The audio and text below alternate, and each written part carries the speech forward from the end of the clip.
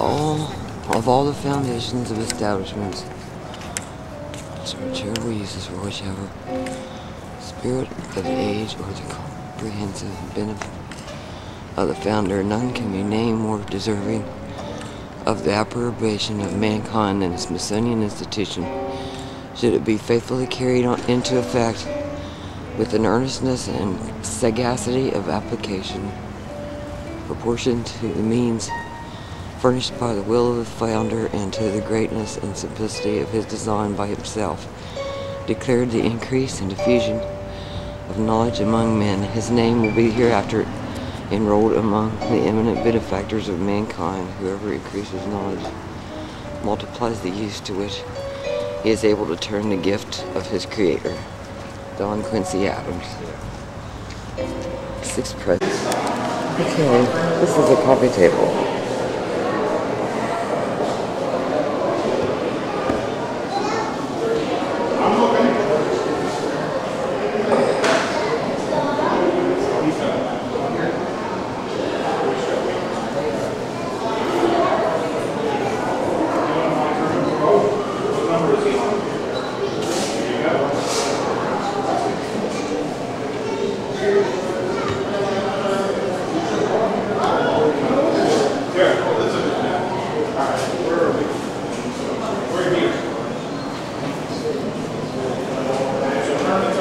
Look, McGuffey's Reader. You remember this? Do you remember this from grade school? I've seen one of these before. This was the official textbook.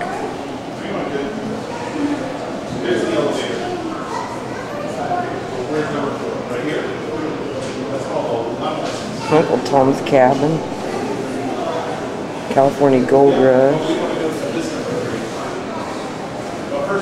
Abraham Lincoln.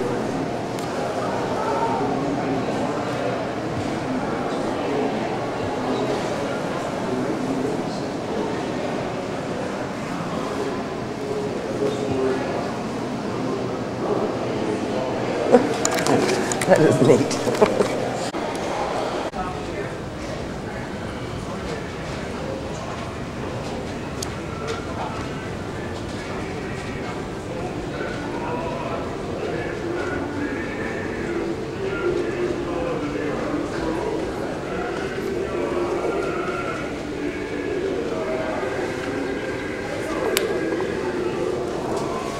Hey, I had them when I was a little kid.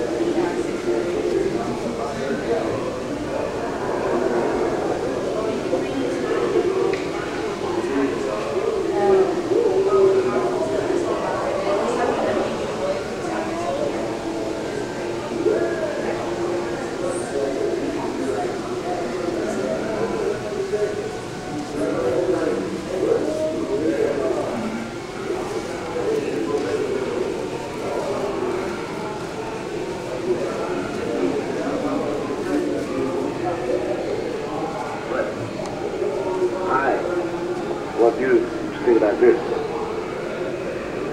There will be a Negro president of this country, but it will not be the country that we are sitting in now.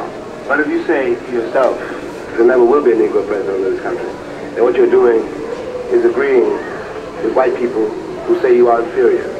It's not important, really, whether or not there's a Negro president. I mean, in that way.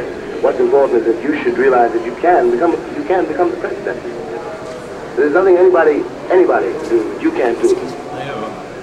There'll be a Negro president in this country. There never will be a Negro president in this country.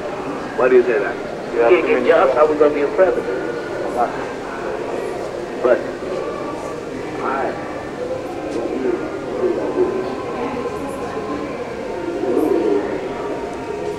it will not be that we are doing much.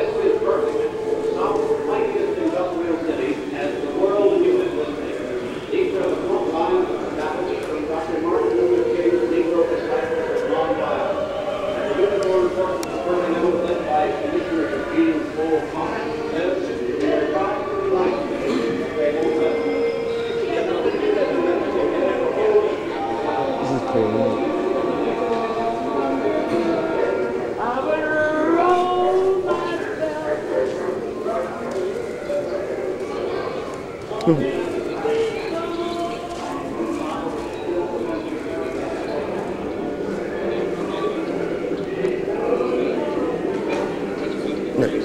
there's Malcolm X in there.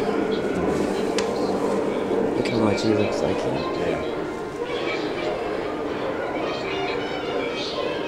I swear I think that's his daddy.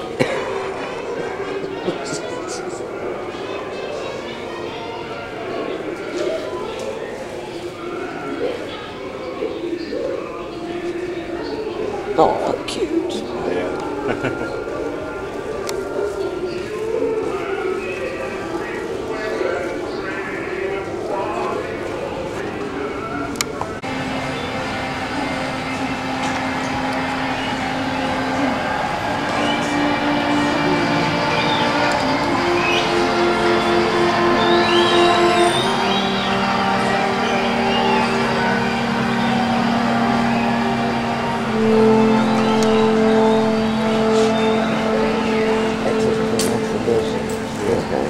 Entrance to it.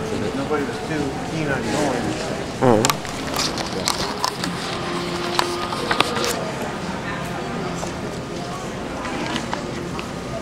Maybe.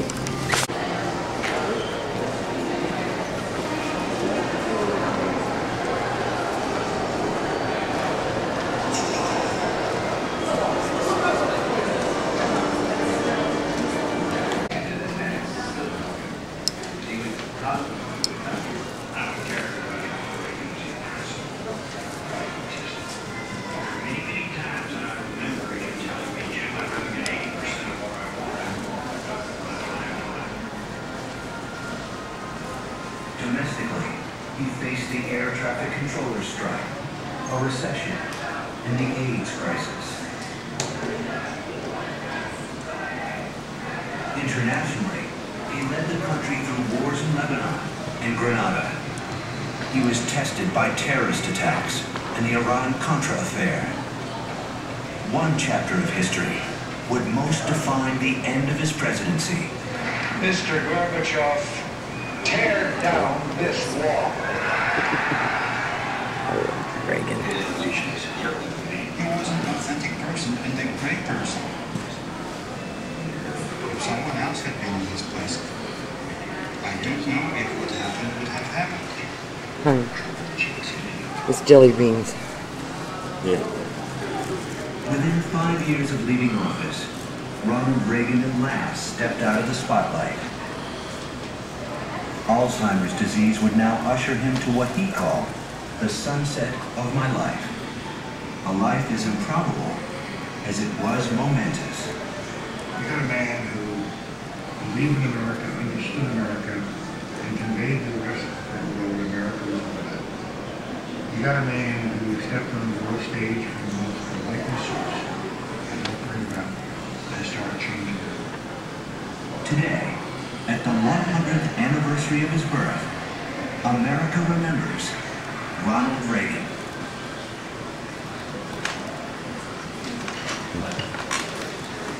My favorite president.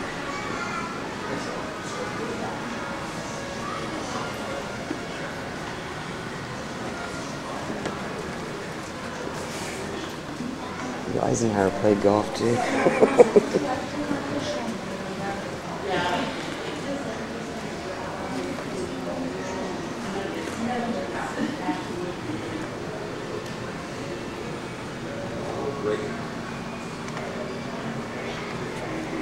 We see America's best days ahead. We see ourselves admire us, our courage and determination to reach high and achieve all the best. This year, we celebrate the 100th birthday of one of America's favorite songs. Ronald Reagan was its 40th president, a towering figure as bold as he was controversial.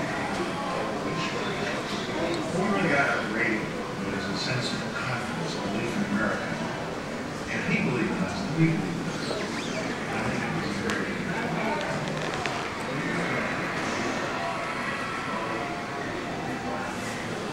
He was born on February 6, 1911, in Tampa.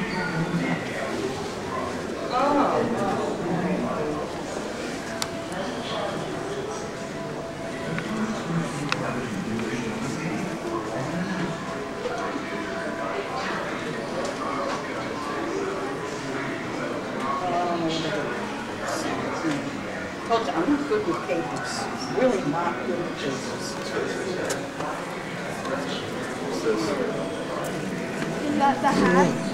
Yeah. Lincoln's And what did hat. he used to carry in his hat? The documents. The papers.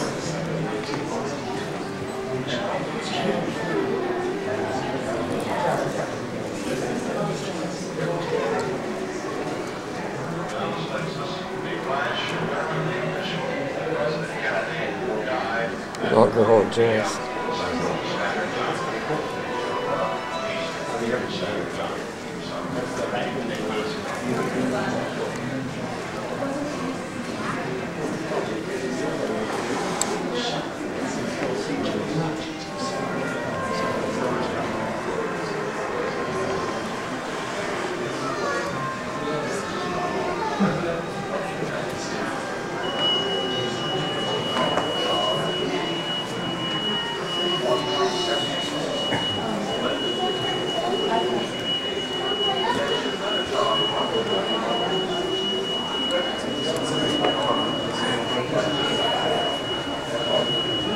Get the word.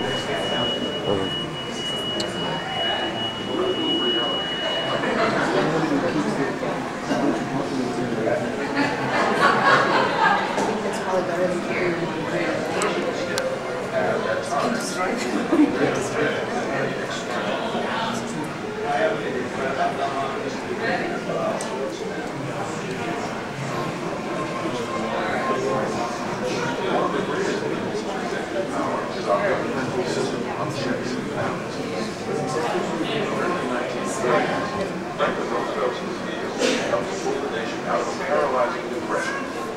But in 1935 and 36, the Supreme Court ruled that many of these principles were unconstitutional.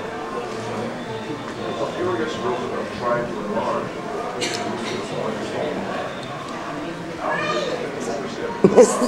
What kind of gavel's that?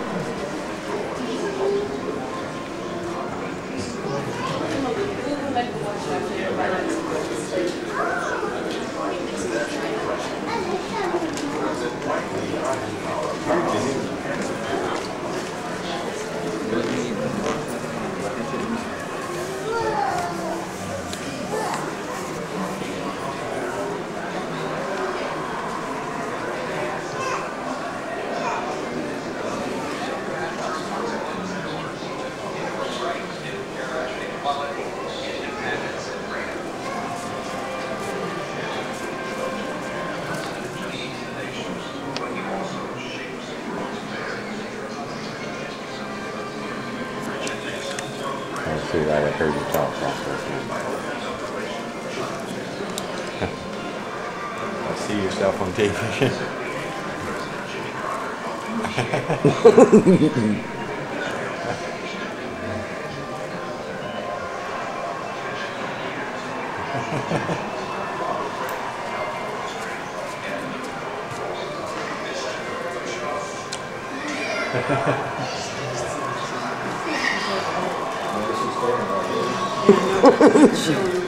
Oh.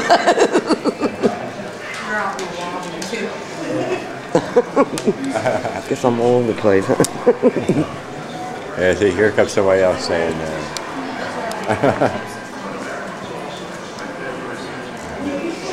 Why don't you go here and stand over there and be president and I'll film you.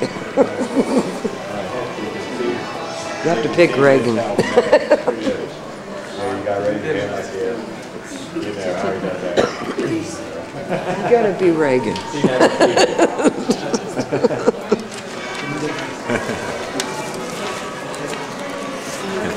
Look how little that stuff is. President of the United States. Americans have long looked to him for comfort, inspiration, and leadership. Let me assert my firm belief that the only thing we have to fear is fear itself. Teddy Roosevelt believed that presidents should speak softly and carry a big stick. And for 2 centuries, Commander-in-Chief has been one of the president's most important roles. From James Madison's victory over the British in the War of 1812 to Woodrow Wilson's statesmanship during World War I, and Franklin Roosevelt's bold leadership in World War II, to George Bush's orchestration of a victorious coalition during the Gulf War.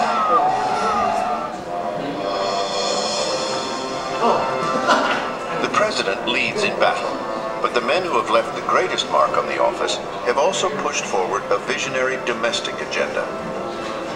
Thomas Jefferson purchased over 800,000 square miles of land from France, convinced that the Louisiana Purchase would give the new nation much-needed room to grow. Abraham Lincoln contributed to the abolition of slavery when he issued the Emancipation Proclamation on September 22, 1862. And Woodrow Wilson fought valiantly, but ultimately unsuccessfully, for an American presence in a league of nations, even going over 10,000 miles to Egypt to rally public support. During the Depression, Franklin Roosevelt initiated a series of innovative government programs to get the country working again. John F. Kennedy believed in an America whose frontiers extended into space. We choose to go to the moon in this decade and do the other things, not because they are easy, but because they are hard. Responding to the Civil Rights Movement, Lyndon Johnson shepherded legislation through Congress that banned racial discrimination in schools, housing, and the voting process. This world will strike down all restrictions used to deny the people's rights. Effort to tear down the wall of discrimination, President George Bush signed the Americans with Disabilities Act.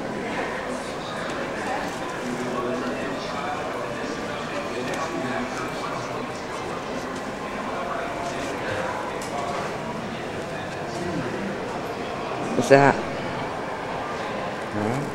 What's that? They should carry. I haven't found the. Oh, here's the restriction here.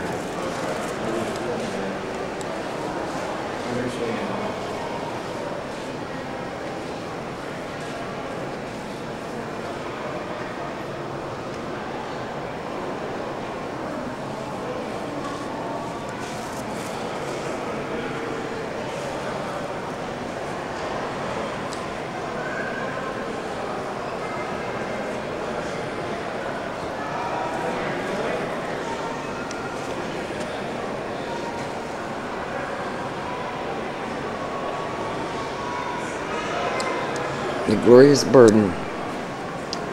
The glorious burden of being a president of the United States. Yeah. There's the Constitutional Convention.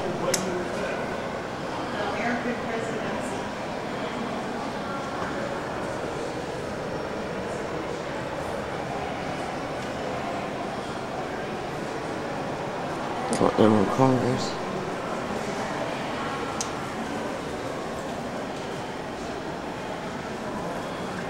Did you see the cast of Abe Lincoln's hands over there? We had big hands. Yeah, he did. Yes, he did. Looked like yours, except not as bony. He was skinny though. What? Whose chair was that? Don Trumbull, apparently.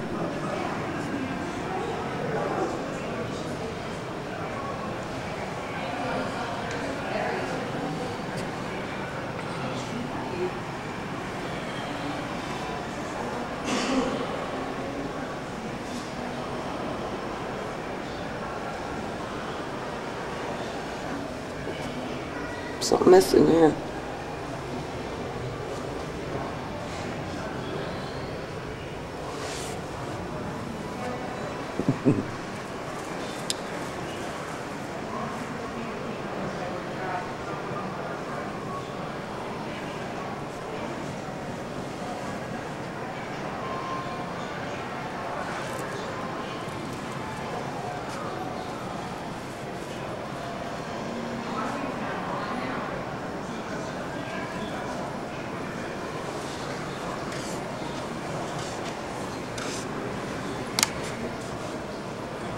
Look. You here. Like that belongs in here.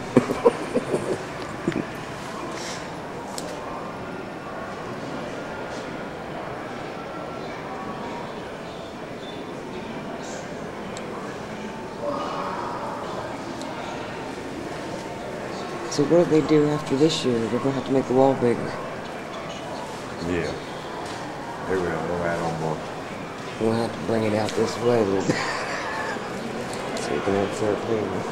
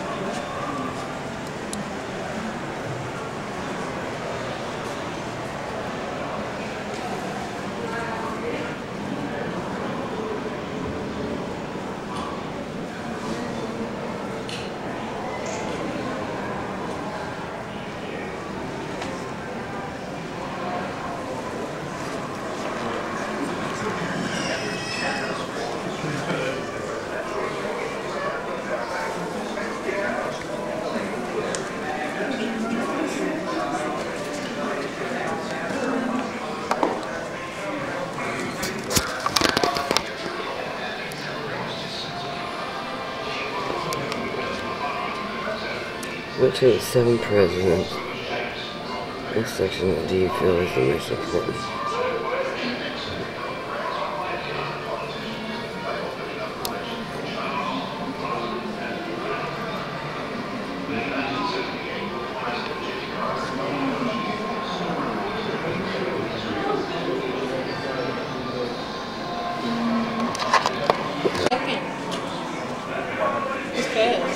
Oh, come on, here's a new one.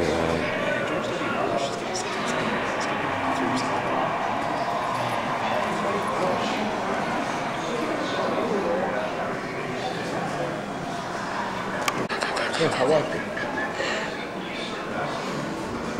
Okay, I like it. See, look at that. No one voted and changed to 7 right there. Alright, let's try it again.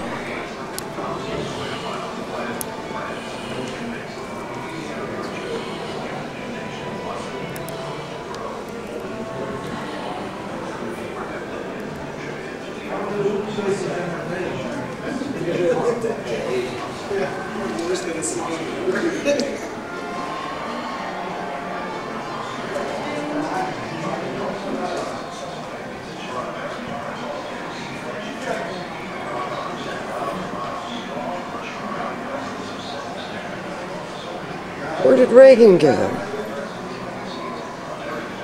I just think. Invention of radio, film, and television. Since the turn of the 20th century, Americans have gotten a glimpse of the men behind the rhetoric. President Theodore Roosevelt loved the camera. An early newsreel show him hiking, hunting, and fishing. A vigorous president for a new era. It was a hard act to follow. President William Howard Taft's 300-pound girth made him seem slow-moving and dull in comparison. Not as comfortable as Roosevelt in this public role, President Taft once called the office the lonesomest place in the world. President Franklin Roosevelt was a man who exhibited compassion and strength. Let me make it clear that the bank will take care of all needs. He mastered the new medium of radio to bring the presidency directly to the people. Has become an exceedingly unfashionable. Yet through it all, he never lost his sense of humor. These Republican leaders have not been content with attacks on me, or on my wife, or on my son. No, not content with that. They now include my little dog, Sal. Never changes, does it? History just keeps repeating itself. People wondered if Roosevelt's successor, President Harry Truman, up to the job, but his plain speaking style won them over. President Buckley and I win this election, and make these Republicans like it. Don't you forget that. Truman also knew how to cut loose after a hard day. Franklin Roosevelt was America's reassuring voice, and the charming and handsome John F. Kennedy was a young leader.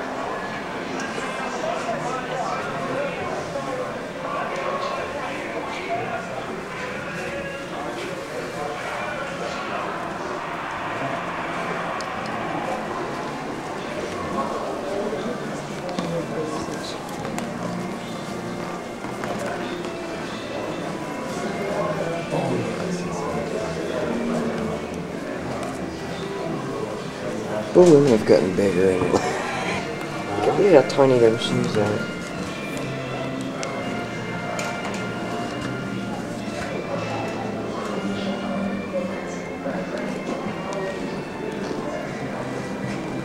Made in Greece Korea.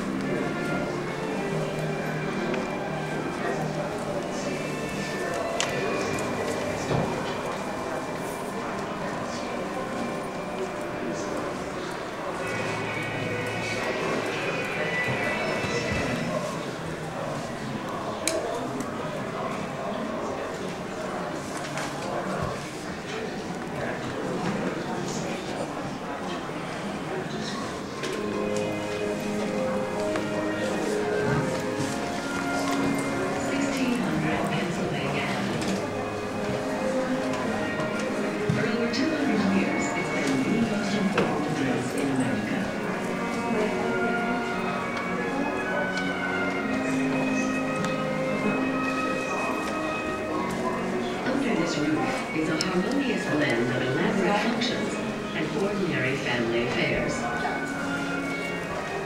It's from here that the President of the United States works and lives. The White House, more than an office and a home, it's a symbol of America, past and present.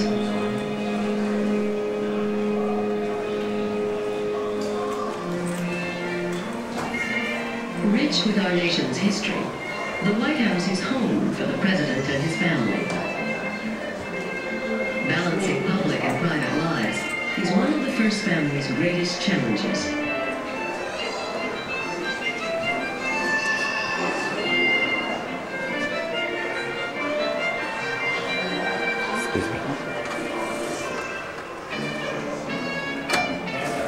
President Calvin Coolidge knew the limits of his privacy early on in his administration. Coolidge loved to spend his evenings sitting on the North Portico, watching people stroll along Pennsylvania Avenue. Unfortunately, people began staring back at him, so he soon had to stop his favorite pastime.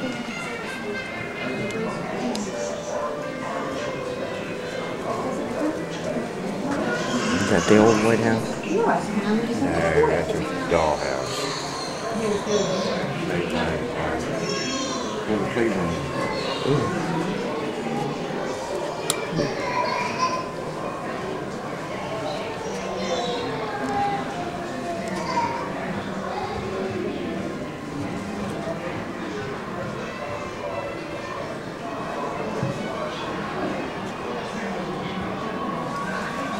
That's a pretty shirt.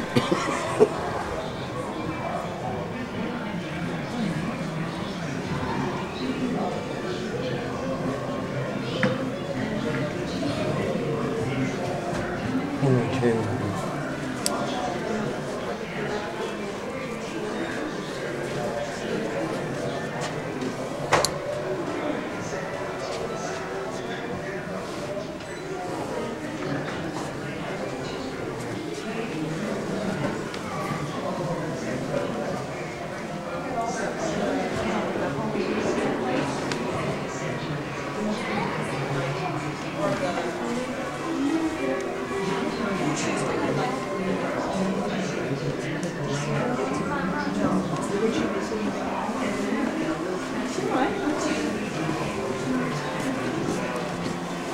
You coming? I'm just leaning.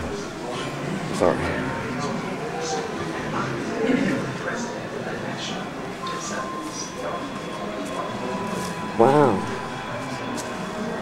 with shackles.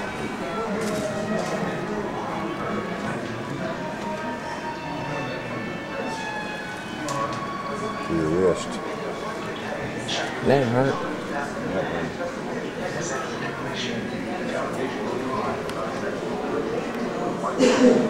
Take us to Forges Theater. As it always has. The peaceful transference of governmental power is a hallmark of our democracy, leaving the nation secure with the knowledge that the presidency will always endure.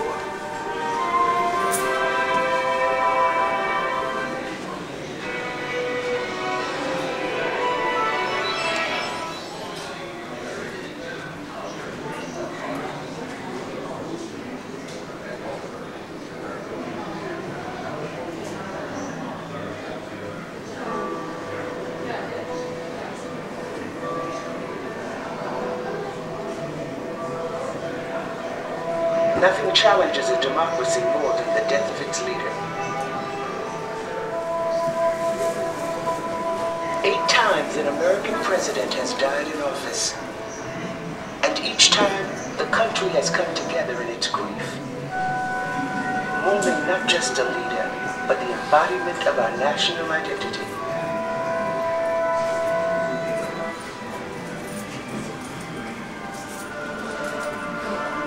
On November 22, 1963, John Fitzgerald Kennedy, the youngest man elected president, became the youngest president to die in office.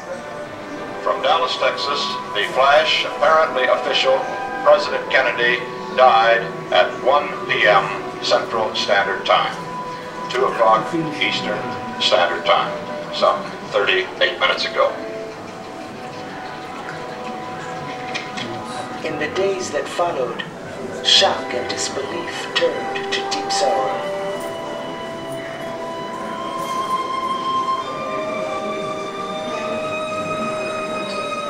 But even in this time of mourning, the peaceful transfer of power was paramount. As President Kennedy's body was waiting to fly back to Washington, Lyndon Baines Johnson was sworn in as the 36th President of the United States. I will do my best. That is all I can do.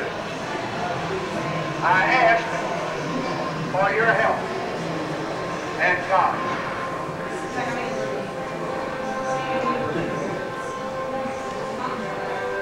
On November 25th, the country and the world said goodbye to John F. Kennedy. The casket of the slain president was carried on the same caisson that held President Franklin Roosevelt's body 18 years earlier. Is that his hat, bro? Yeah.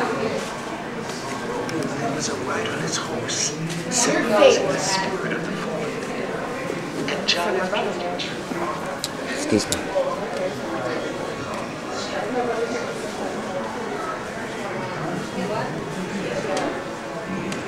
Out of his snap back.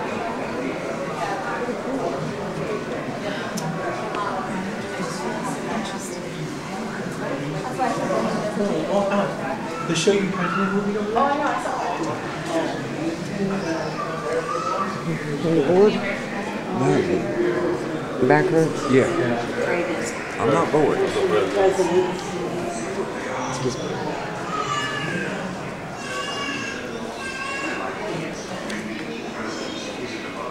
The old commercials. Oh my gosh, is that Ron Paul? That looks like Ron Paul right there. He hasn't been around that long, has he?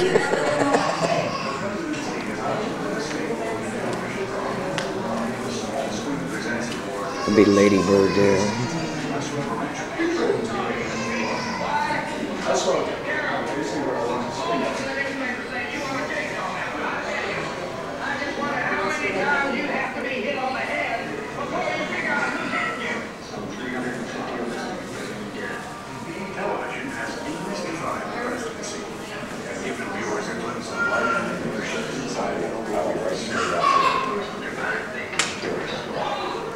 Okay.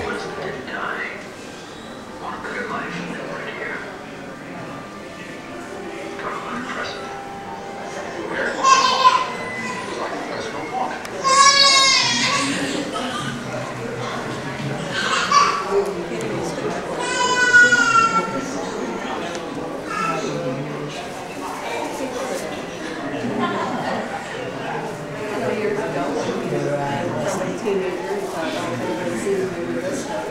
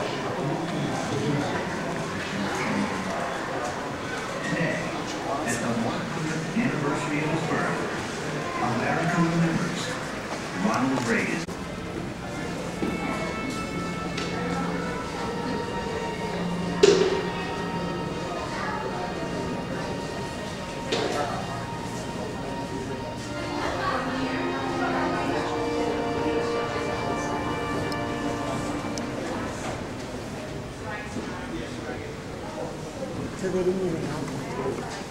I guess. Did it do much?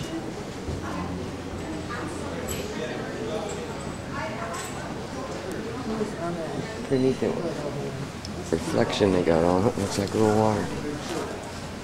They say it found in the water.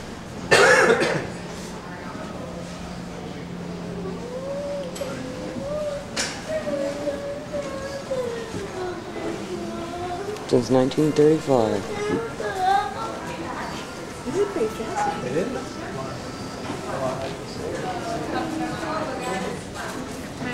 Oh, the size of that anchor. And that anchor.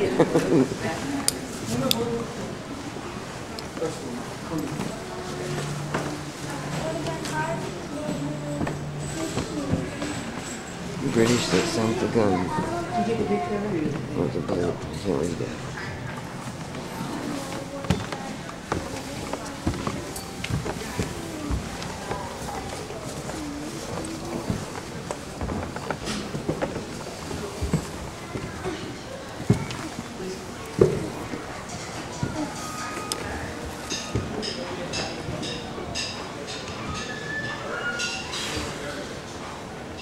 Looks like it's in underwater, doesn't it? Yeah. Yeah, it does.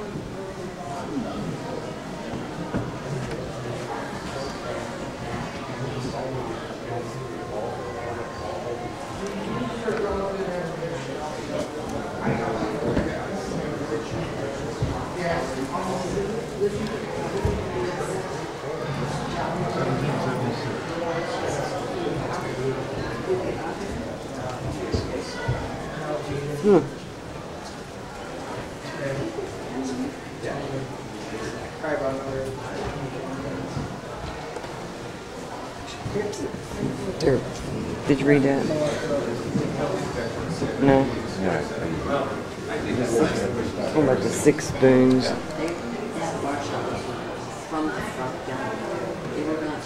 Pieces of butter. Yeah, that's what I see.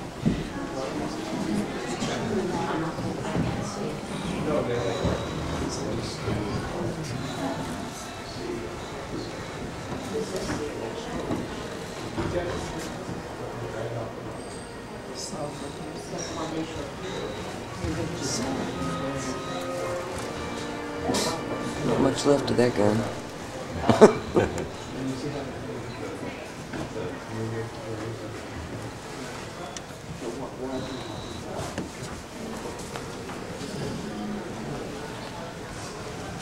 Look at the nails. The chisels.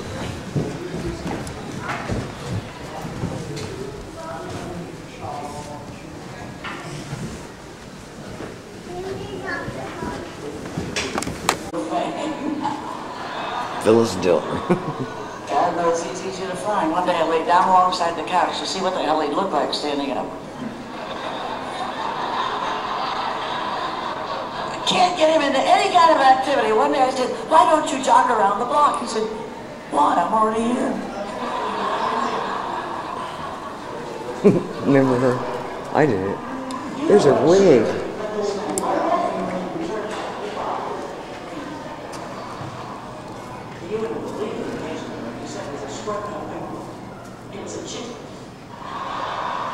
And her jeweled cigarette. Look how little her little bitty hands were. He threw an IOU into a wishing well.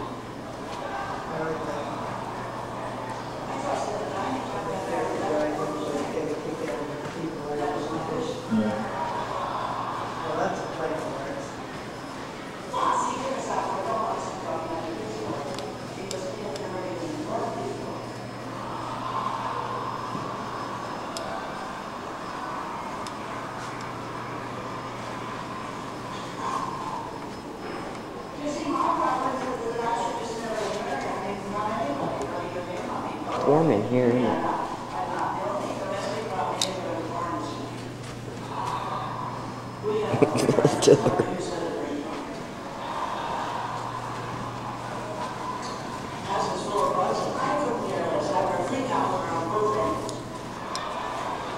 There's a person in our family that's got the guts to eat raisin toast. Bye, Phyllis.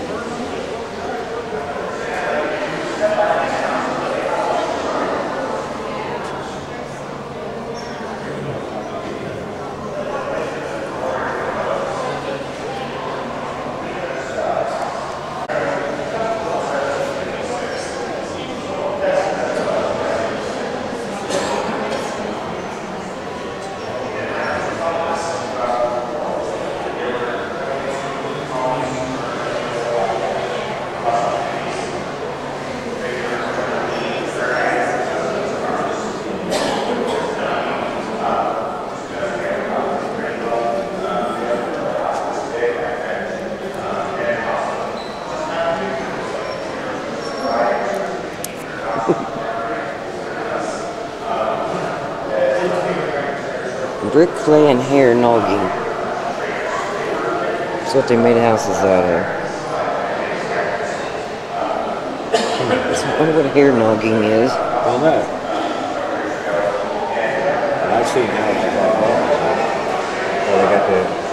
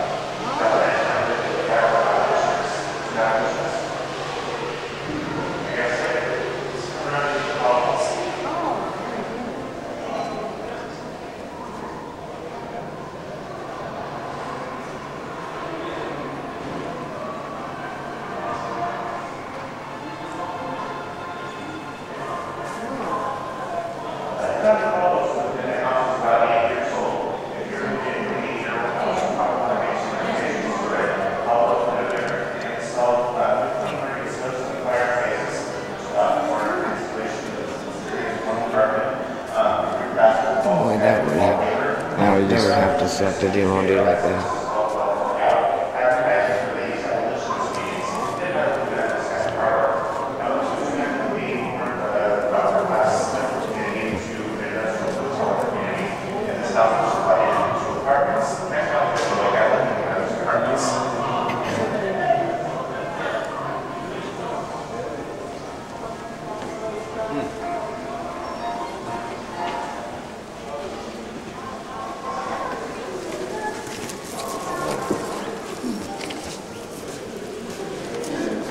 Catherine and her daughter, Mary Lynch, lived in one of these apartments. They were immigrants. Catherine was with them. She worked out of the house as a laundress. Mary worked in one of the local textile mills. And together they couldn't entirely afford their annual rent of $65 in cash. So when they couldn't afford any cash, Catherine did laundry trade for her landlord. And we have an activity here that shows what it was like to do the laundry back then. Can I get a volunteer to do you? You're going to help Catherine bring out the laundry.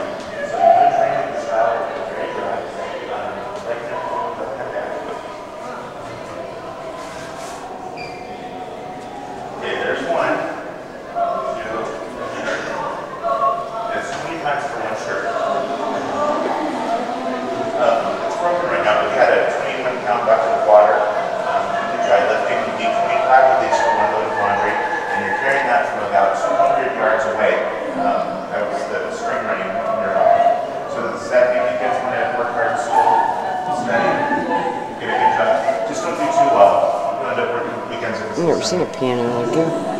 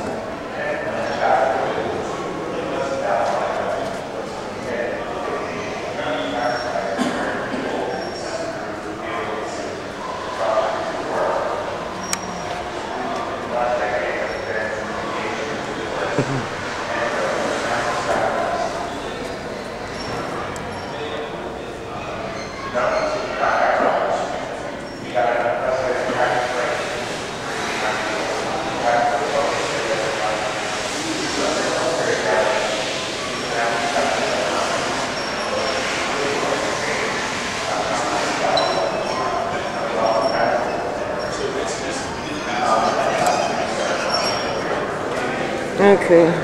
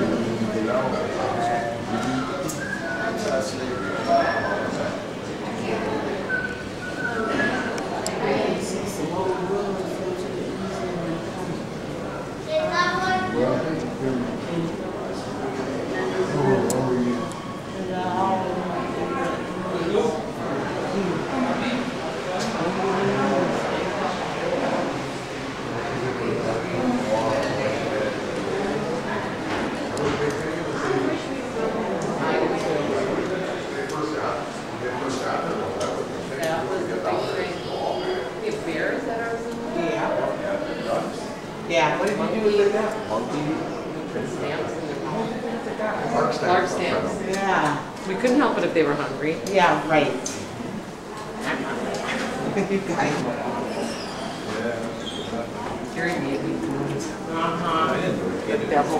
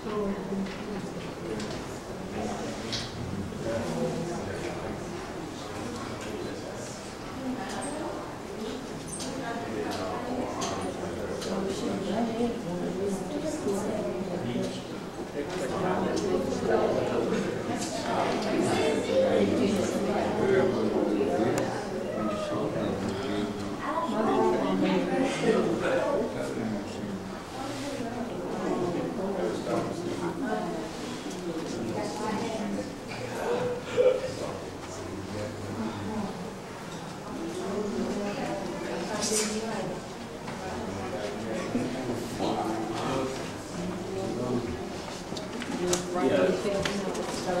letter, the So we are enamored with yes, I am. interesting. I love me. I just.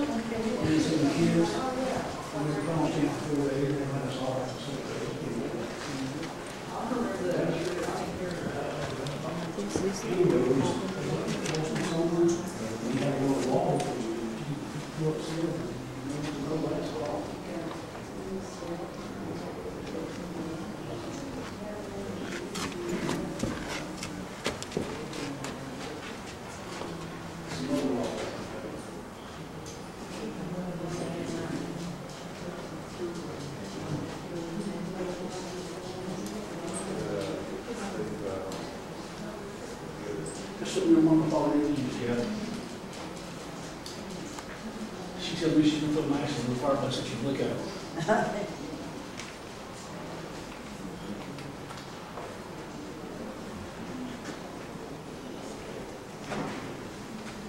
The chill wagon.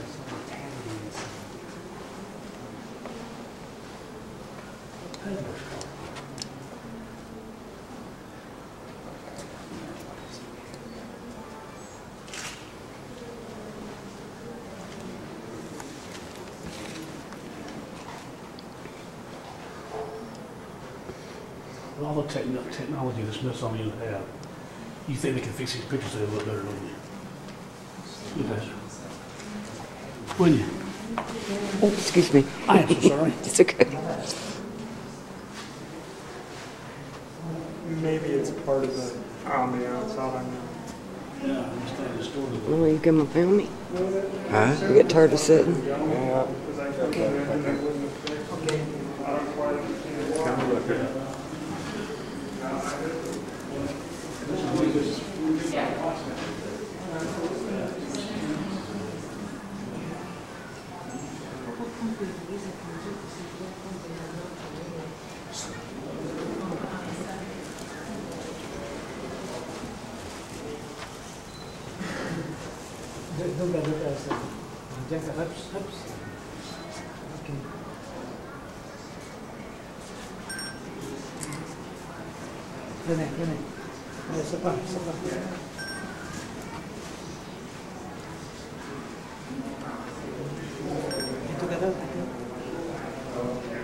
Dito ka lang. Hindi, chat ready.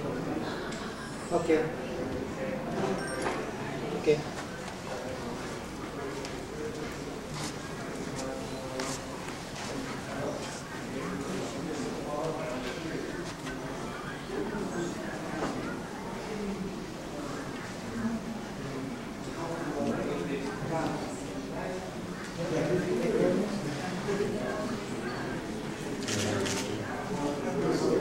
These people were really that little back then.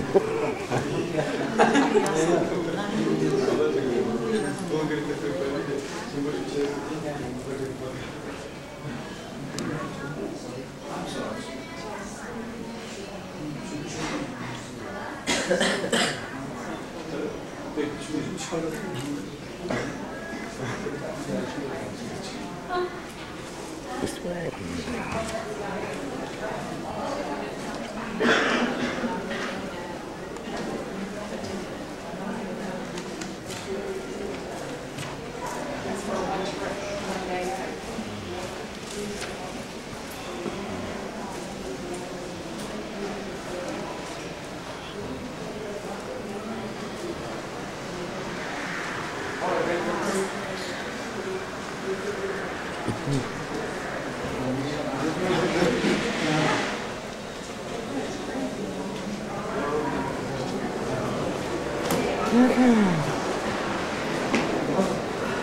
Get better that one.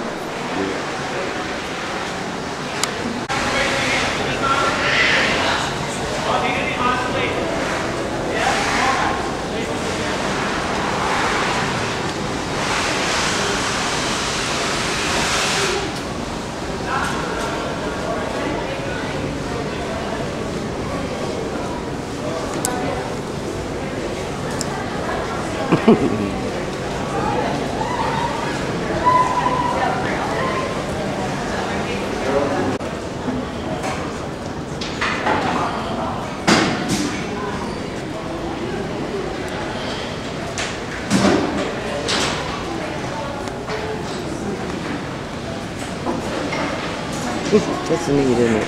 Yeah.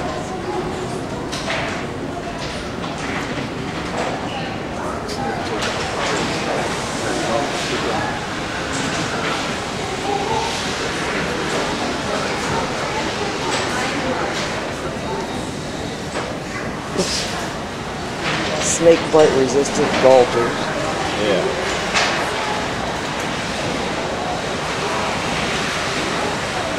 I like that helmet.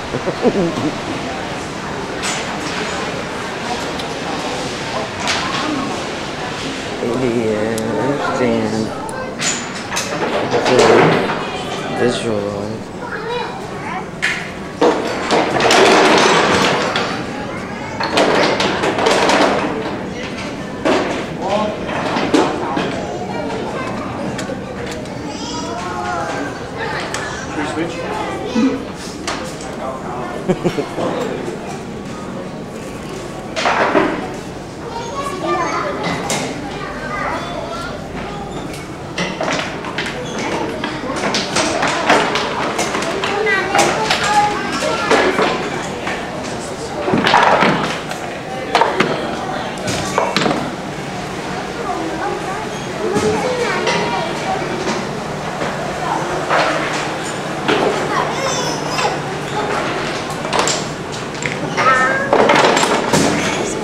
Kids are in.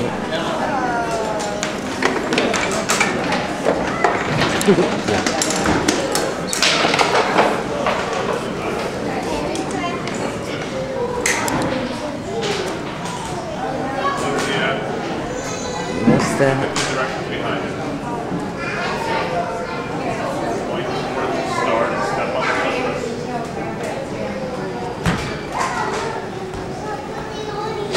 Oh, I gotta go around this. This is cool. Find the green rope.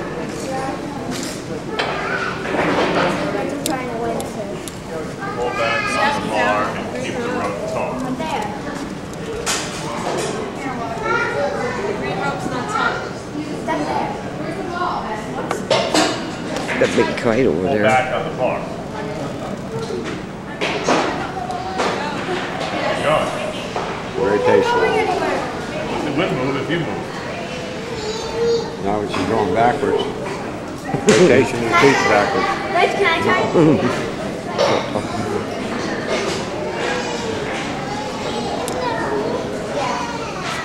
Rotation, see what the feet does.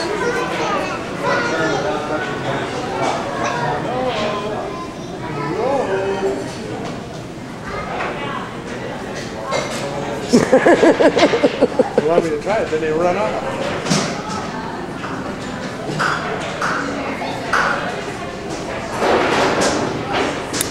Hello? Hello. Doesn't do anything.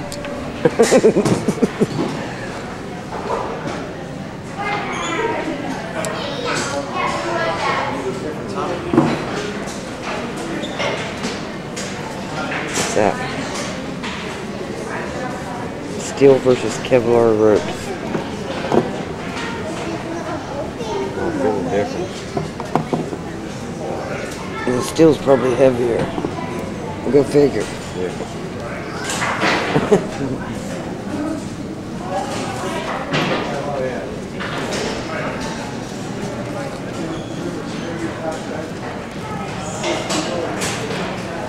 Motorcycle seat.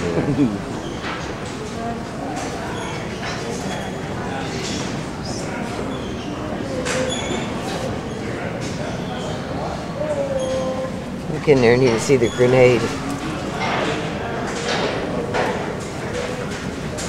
What's that for? Oh, the weight. Go through breath. Old, new. Oh.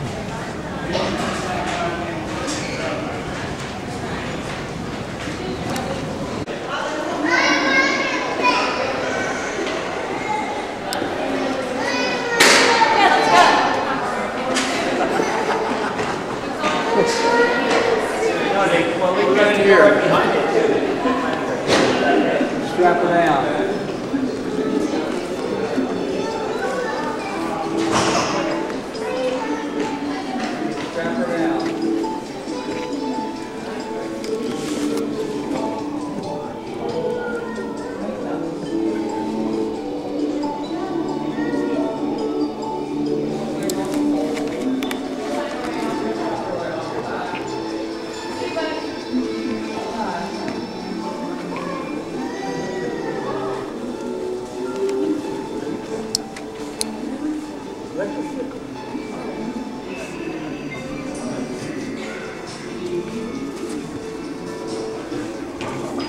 Stanford Racing Imperials.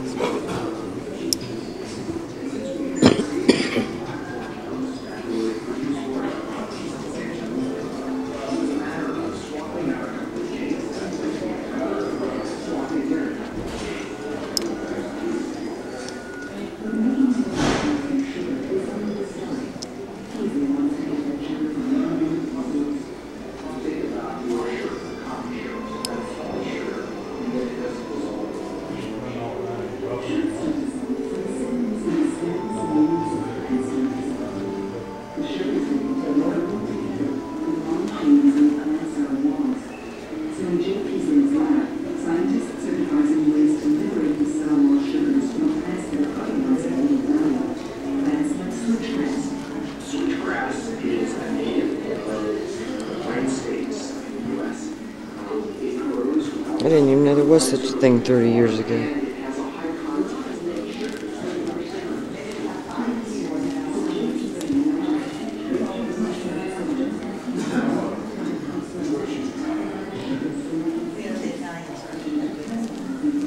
Yeah, what was that thing?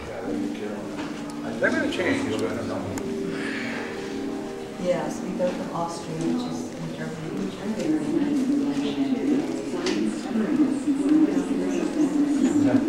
Hopefully that's changed. I always thought that wasn't Reason's Clean. We were there when he was not even sold. It was like that.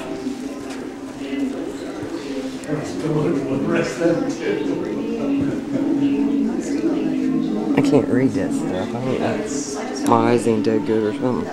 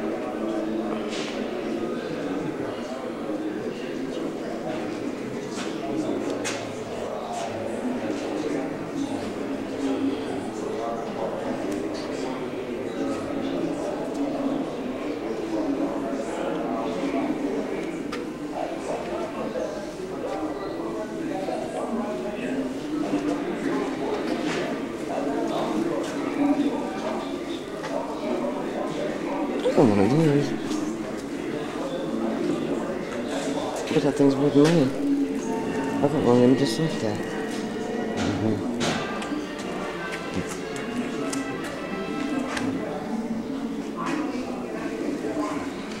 Let's see what's in there.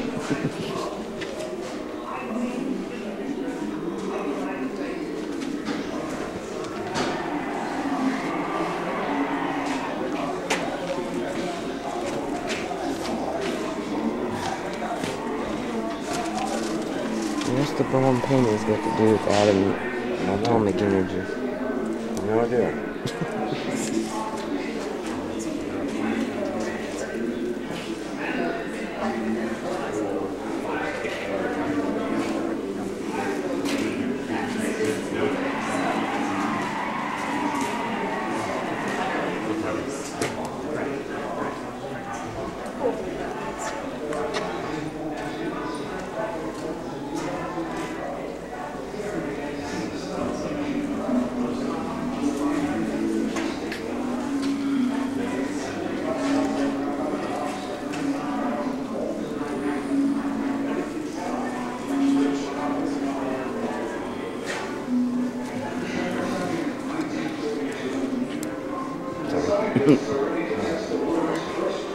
Oh.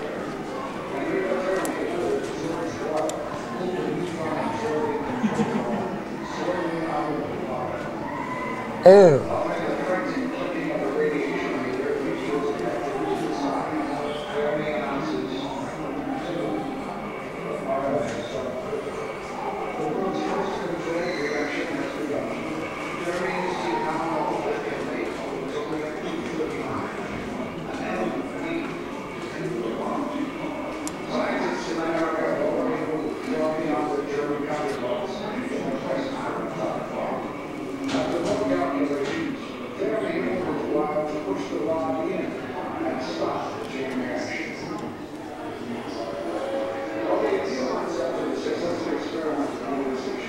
Did you see us, huh? Here's some of this projects. Yeah. Very Security makes it imperative that only a few people What's this thing? this massive construction project. Men and women go about their daily routines, cleaning, milling graphite blocks, constructing reactors, laying the graphite core, installing gauges in the control panel, and erecting the massive concrete separation chambers. The Manhattan Project moves inexorably toward its goal, an atomic bomb.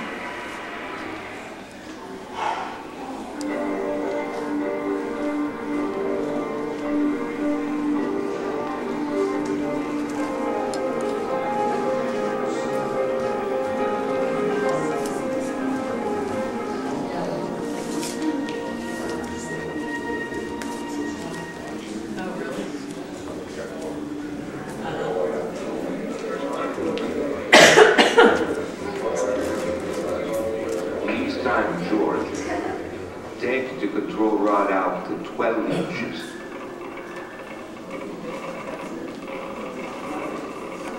This is going to do it. Now the chain reaction will become self-sustaining.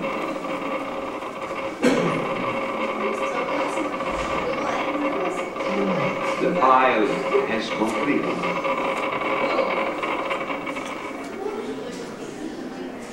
July 12th, 1939. At his summer home on Long Island, Albert Einstein meets with his former student, Leo Szilard.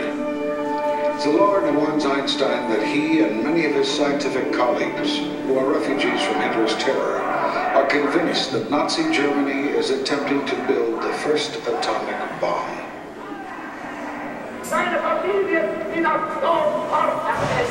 Szilard wants to use Einstein's name, President Roosevelt, asking him to mobilize the scientists in America to ensure that the U.S. will be the first to develop the weapon.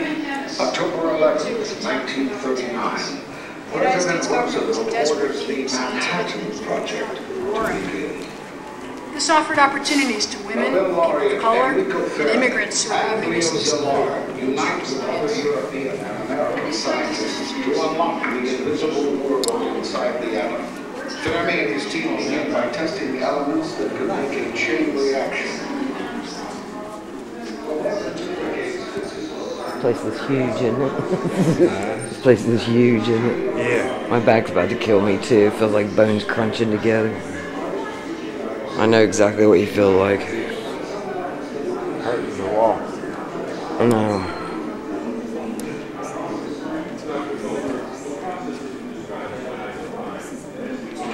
Well, let me just flip around here real fast, then we'll go that way. Along the ledge of this beautiful precipice,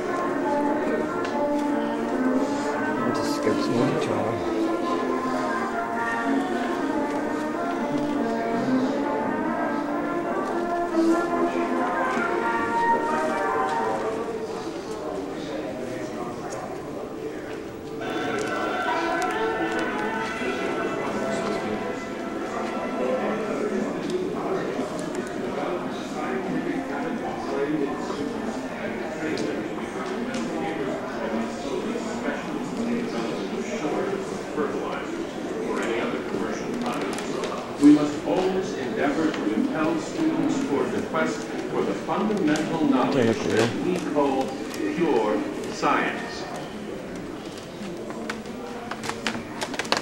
I am Dr. Ira Remsen.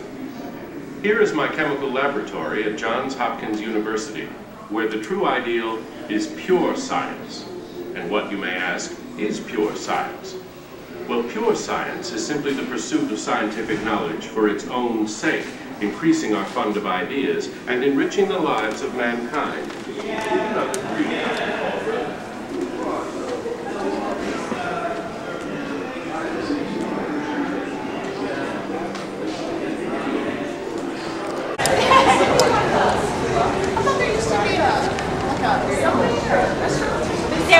Downstairs. Did you go to the bathroom or anything? Did you go to the bathroom or anything? No, I didn't have to. Should be a train. Is that an elevator? There's an escalator over there. Does that one go down?